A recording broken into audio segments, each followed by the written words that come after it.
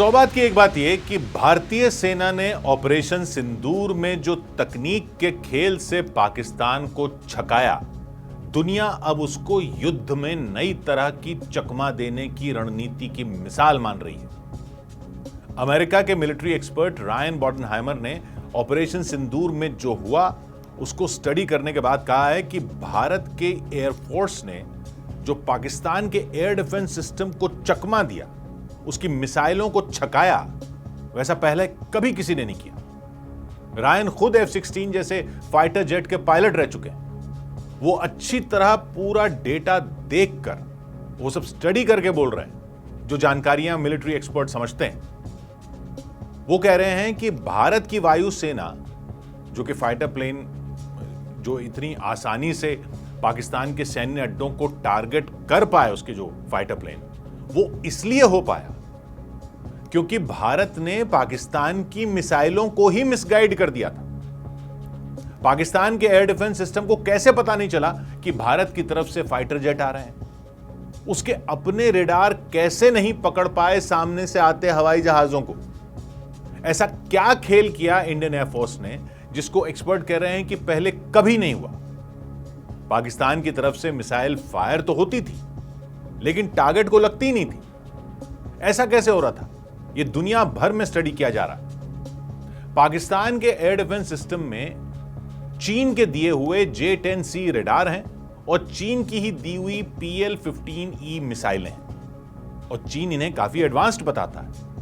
अब एक्सपर्ट बता रहे हैं कि J-10C रेडार ने पकड़ तो लिया था कि भारत के फाइटर प्लेन आ रहे हैं और PL-15E मिसाइलों में टारगेट लॉक भी हो गए थे। यानी मिसाइल के कंप्यूटर में टारगेट फिक्स हो गया था कि यह प्लेन आ रहा है, इस पर जाकर फटना है, और मिसाइल ने दाग भी दी गई। वीडियो गेम की तरह यह पाकिस्तान की सेना को दिख भी रहा था कि उनकी मिसाइलें टारगेट की तरफ बढ़ी। तो फिर क्या हुआ? क्या भारत के फाइटर जेट ने आसमान में करतब दिखा दिए और आती हुई मिसाइल को डॉज कर दिया? नहीं, मिसाइल पर टारगेट लॉक था और मिसाइल टारगेट पर गई और टारगेट से टकराई और मिसाइल फटी भी टारगेट पर। और हो सकता है पाकिस्तानियों ने जश्न भी मना लिया हो कि वाह क्या निशाना लगाया, लेकिन भारत के फाइटर प्लेन को कुछ हुआ ही नहीं। तो मिसाइल कहां गई? पाकिस्तान को क्या लगा कि उसने क्या मार दिया? भारत के फाइटर जेट पाकिस्तान के सैन्य अड्डों को कैसे तबाह करके आ गए, जबकि पाकिस्तान को लगता रहा कि उसके रेडार तो उनको पकड़ पकड़ कर उन पर मिसाइलें भेज रहे हैं और मिसाइलें टारगेट को लग भी नहीं थी।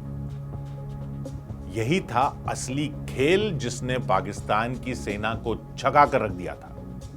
वही बता रहे हैं अब एक्सपर्ट कि भारत ने पहली बार AI तकनीक से पाकिस्तान के डिफेंस सिस्टमों को ऐसा चकमा दिया जैसा पहले कभी नहीं दिया गया था युद्ध में।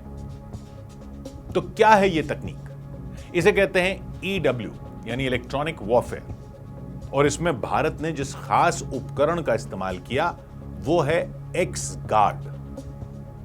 X-Guard दुश्मन के रेडार और मिसाइलों को चकमा देने के लिए ही बना है।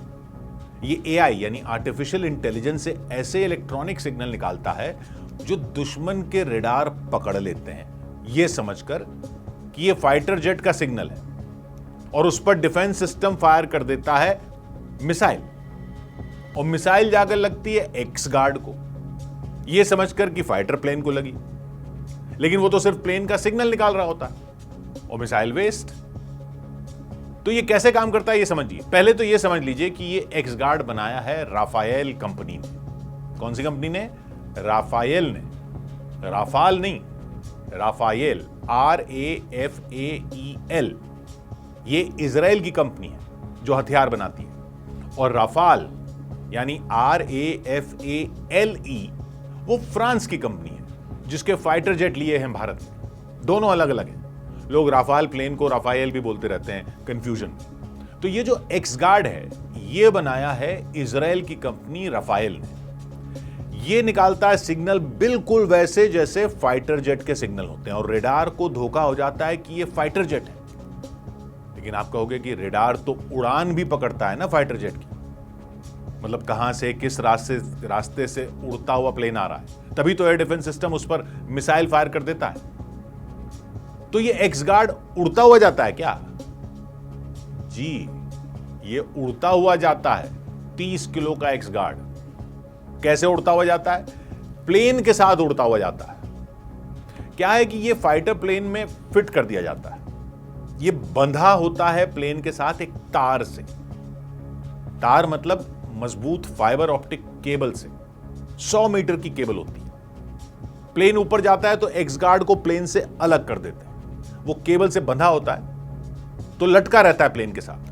प्लेन उड़े जा रहा है, साथ में लटकन लटकी रहती है, साथ साथ एक्स गार्ड लटका हुआ चलता रहता है, लेकिन 100 मीटर दूर प्लेन से, लटकता हुआ पीछे पीछे पूंछ की तरह। और जो प्लेन के सिग्नल होते हैं वो तार के जरिए इस तक पहुंच रहे होते हैं। तो किसी भी रडार को लगता है कि यही प्लेन है, जबकि ये प्लेन से 100 मीटर दूर होता है। स्पीड और दिशा वगैरह इसकी सेम टू सेम होती है, क्योंकि ये प्लेन से तो बंधा हुआ ही होता है।